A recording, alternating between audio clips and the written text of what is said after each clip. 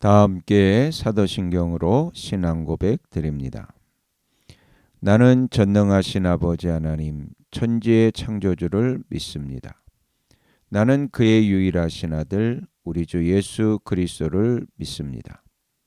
그는 성령으로 잉태되어 동정녀 마리아에게서 나시고 본디오 빌라도에게 고난을 받아 십자가에 못 박혀 죽으시고 장사된 지 사흘 만에 죽은 자 가운데서 다시 살아나셨으며 하늘에 오르시어 전능하신 아버지 하나님 우편에 앉아 계시다가 거기로부터 살아있는 자와 죽은 자를 심판하러 오십니다.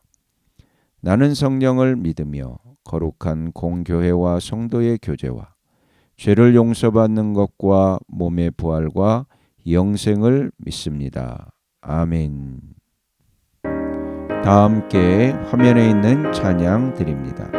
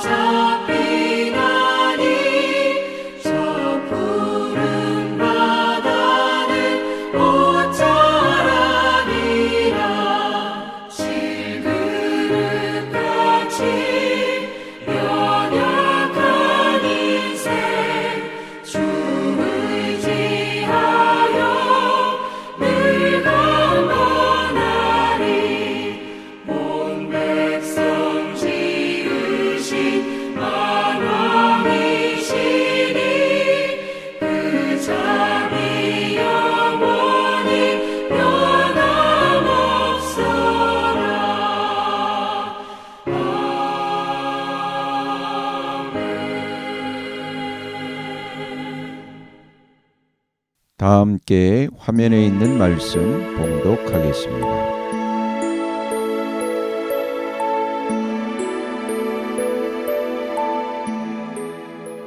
제43장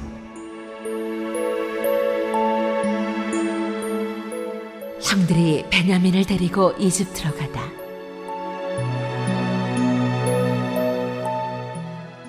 그 땅에 기근이 더욱 심해갔다.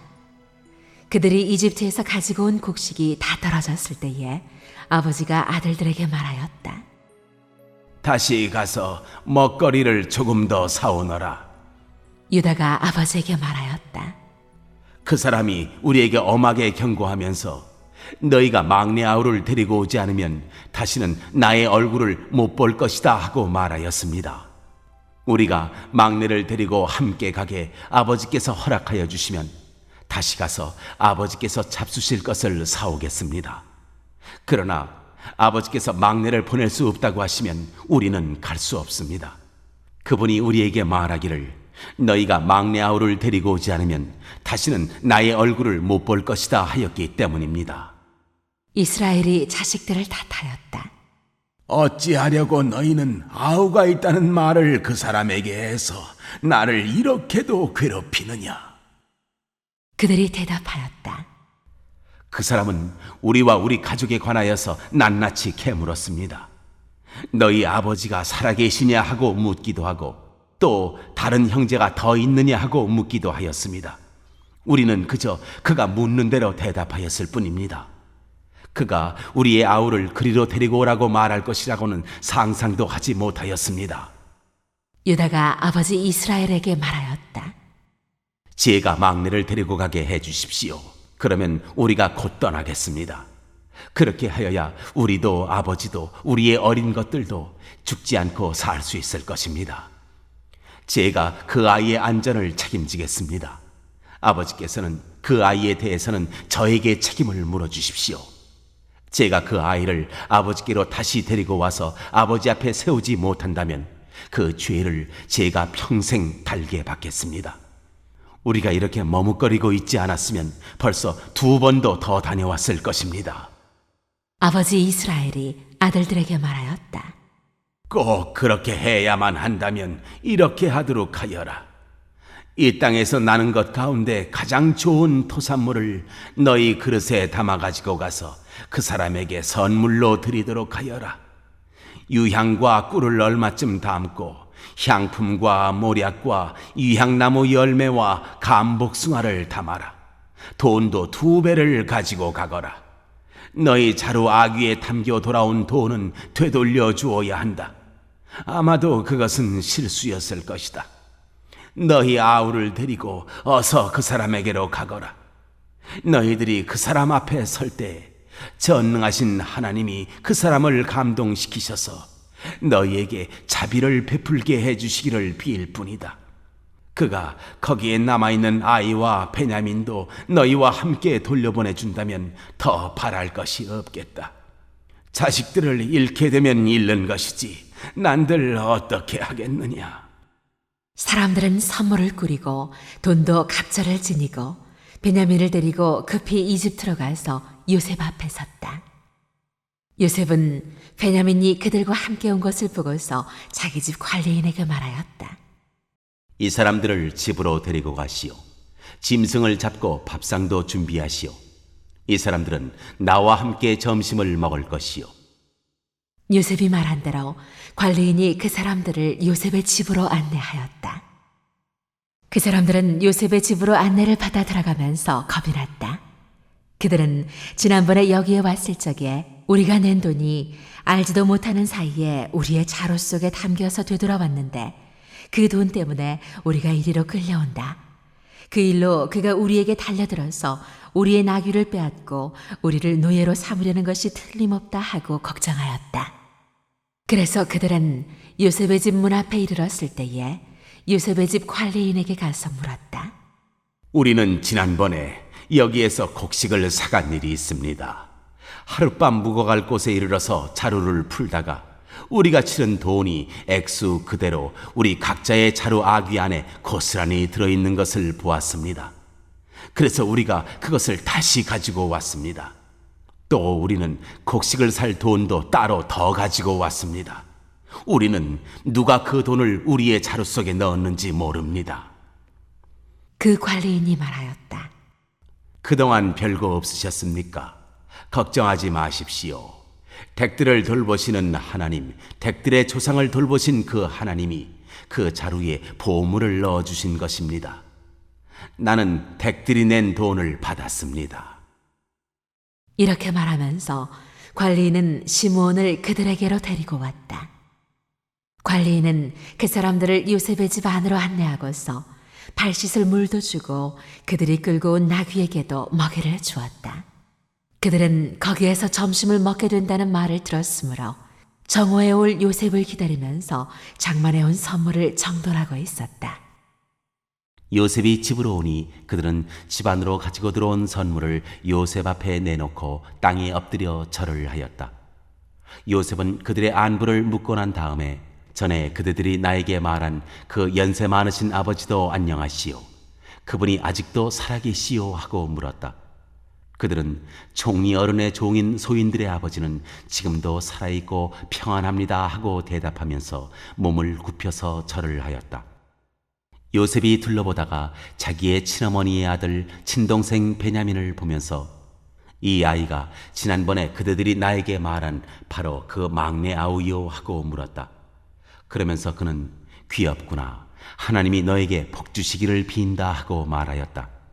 요셉은 자기 친동생을 보다가 마구 치밀어 오르는 형제의 정을 누르지 못하여 급히 울 곳을 찾아 자기의 방으로 들어가서 한참 동안 울고 얼굴을 씻고 도로 나와서 그 정을 누르면서 밥상을 차리라고 명령하였다. 밥상을 차리는 사람들은 요셉에게 상을 따로 차려서 올리고 그의 형제들에게도 따로 차리고 요셉의 집에서 먹고 사는 이집트 사람들에게도 따로 차렸다. 이집트 사람들은 히브리 사람들과 같은 상에서 먹으면 부정을 탄다고 생각하기 때문에 상을 같이 차리지 않은 것이다. 요셉의 형제들은 안내를 받아가며 요셉 앞에 앉았는데 앉고 보니 맏아들로부터 막내 아들에 이르기까지 나이 순서를 따라서 앉게 되었다. 그 사람들은 어리둥절하면서 서로 쳐다보았다. 각 사람이 먹을 것은 요셉의 상에서 날라다 주었는데 베냐민에게는 다른 사람보다 5몫이나 더 주었다. 그들은 요셉과 함께 취하도록 마셨다.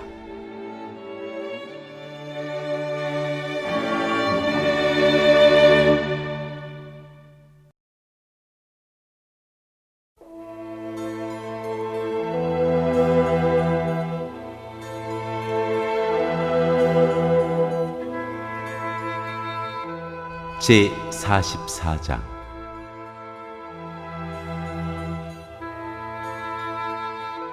잔이 없어지다.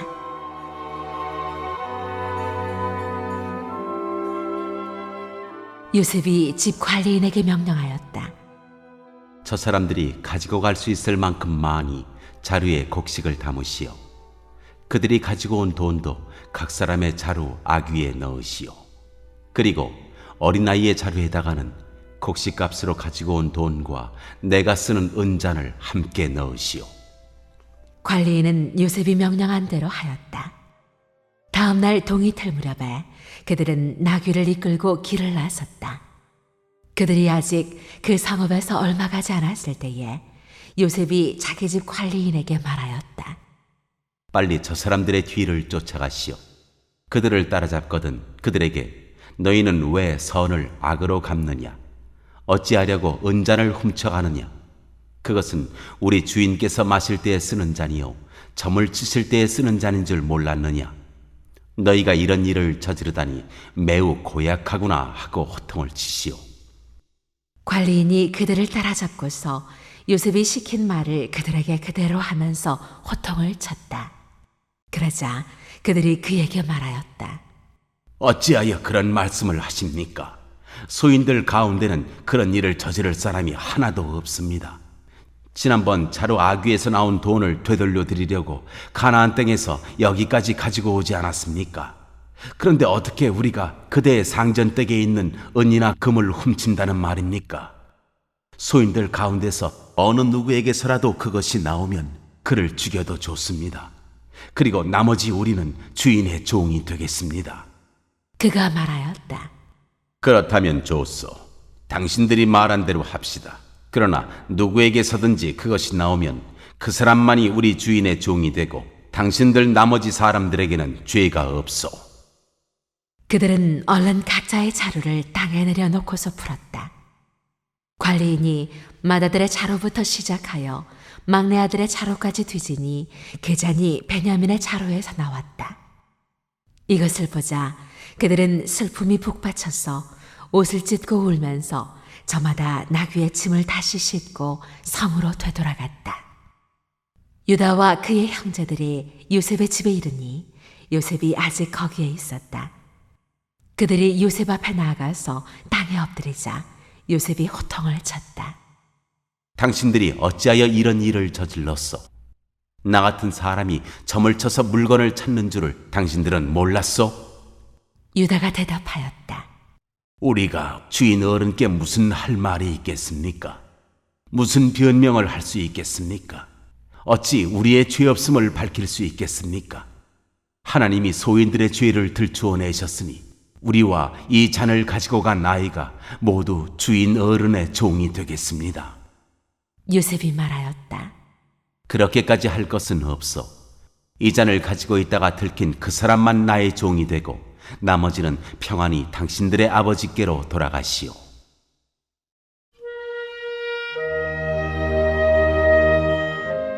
유다가 베냐민을 위하여 탄원하다.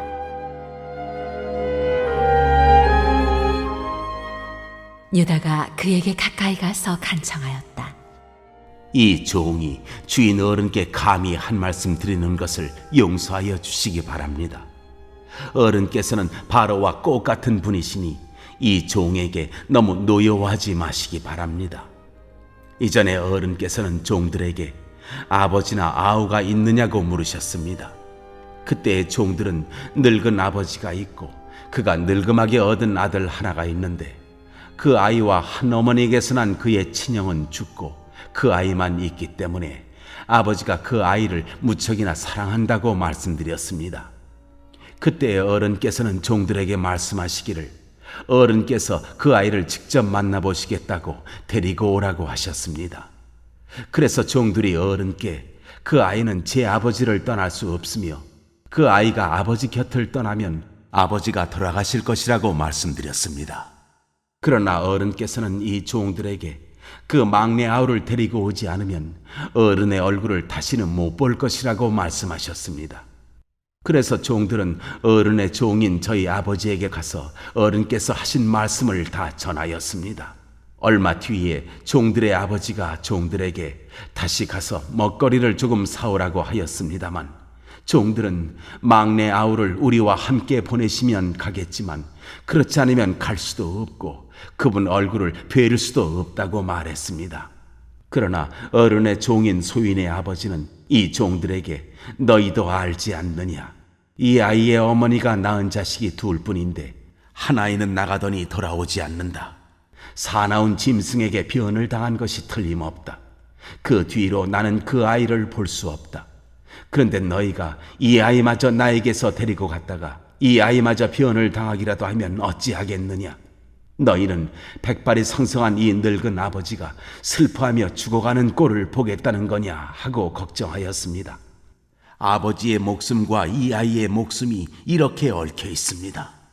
소인이 어른의 종, 저희 아버지에게 되돌아갈 때 우리가 이 아이를 데리고 가지 못하거나 소인의 아버지가 이 아이가 없는 것을 알면 소인의 아버지는 곧바로 숨이 넘어가고 말 것입니다.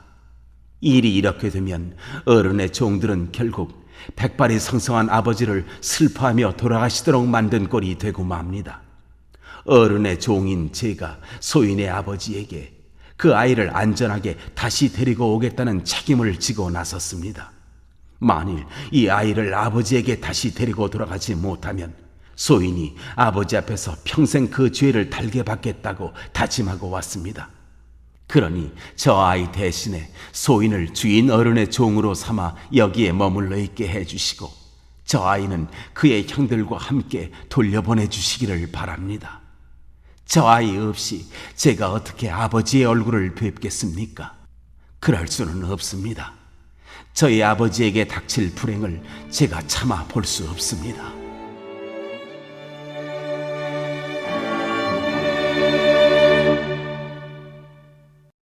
오늘 읽은 말씀을 가지고 인마 하나로 묵상하겠습니다.